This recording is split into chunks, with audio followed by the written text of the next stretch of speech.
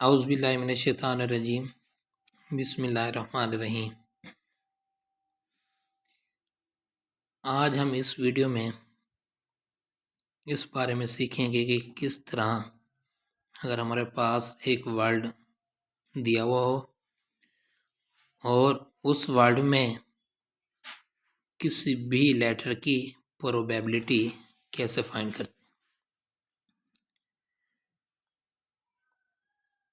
अब क्या है कि हमारे पास इस क्वेश्चन में ऑलरेडी उन्होंने वर्ड भी प्रोबेबिलिटी ही दे दी है।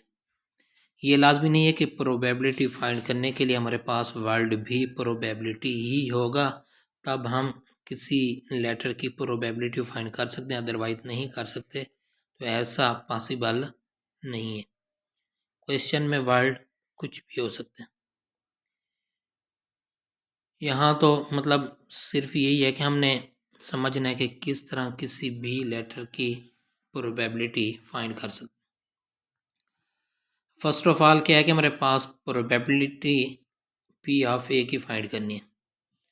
तो पी ऑफ ए की प्रोबेबिलिटी फाइंड करने के लिए हमें उसके फार्मूले का पता हो। फार्मूला क्या है कि हमारे पास कोई भी लेटर है, उसके हमें लेटर का इल्म होना चाहिए कि उस वर्ड में वो लेटर कितनी बार आया हुआ है, और उसके बाद उस वर्ड के टोटल लेटर का इल्म होगा। तो इस तरह हम क्या कर सकते हैं कि उस लेटर की उस वर्ड के लिहाज से प्रोबेबिलिटी फाइंड कर सकते हैं। अब यहाँ पे हमने जो फार्मूला मेंशन किया है कि P of A is equal to N of A divided by N of S. ये एन और ये एन, ये बेसिकली एन किसको डिनोट कर रहा है कि हमारे पास डिजिट कितने हैं। अब ये एन ऑफ ए कितनी बार उस वर्ड में आया हुआ है। एन ऑफ एस वही कि एन टोटल डिजिट को काउंट करते हैं। एन ऑफ एस से मुराद क्या है कि उस वर्ड के टोटल डिजिट कितने हैं। तो मेन प्रोबेबिलिटी फाइंड करने का सिंपल तरीका क्या है कि हमें जिस लेटर की प्रोबेबिलिटी मालूम करनी होगी, हमने क्या करना होगा कि उस वर्ड में से उस लेटर को काउंट कर लेंगे कि कितनी दफ़ा वो लेटर उस वर्ड में आया हुआ है, और उस वर्ड के टोटल लेटर कितने हैं। तो इस तरह हम इजीली किसी भी लेटर की प्रोबेबिलिटी फाइंड कर सकते हैं। तो फर्स्ट ऑफ ऑल हम देखते हैं कि हमारे पास वर्ड कौन सा है।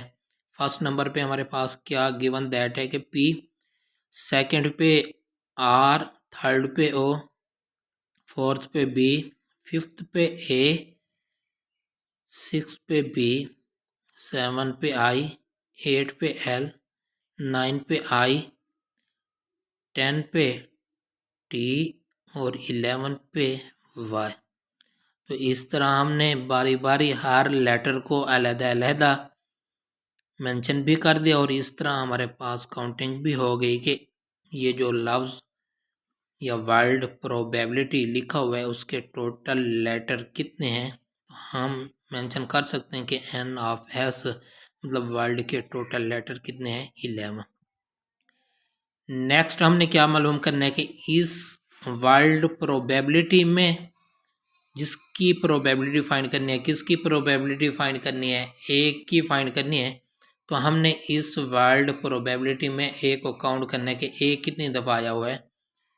अब यहाँ पे देखें, ये पी है, ये क्या हमारे पास आर है, फिर क्या हमारे पास ओ, फिर क्या हमारे पास बी, फिर क्या हमारे पास ए, फिर क्या हमारे पास बी, फिर क्या है आई, फिर क्या हमारे पास एल, फिर क्या हमारे पास आई, फिर क्या हमारे पास टी, और फिर क्या हमारे पास वाई। तो सारे वर्ड को देखें, इसमें लेटर ए वो कितनी दफ़ा आया हुआ है हमारे पास, एक दफ़ा। तो इस तरह कह सकते हैं कि एन ऑफ ए मतलब एन तादाद को शो कर रहा है ए की। तो इस तरह हमारे पास इस वर्ड में लेटर ए की तादाद कितनी हो जाएगी, एक। तो नेक्स्ट हम क्या कर देंगे, फार्मूला पुट करेंगे। फार्मूला क्या हमारे पास, P of A is equal to N of A divided by n of s. We know the value of n of a and n of s, then we put the value of n of a and n of s. Here we know that n of a is equal to 1, n of s is equal to 11, then we put the value of n of a divided by n of s. Here we see that we get 1 divided by 11. तो इस तरह हमारे पास जो answer निकला है probability of ए का वो निकला है 1 डिवाइडेड बाय 11।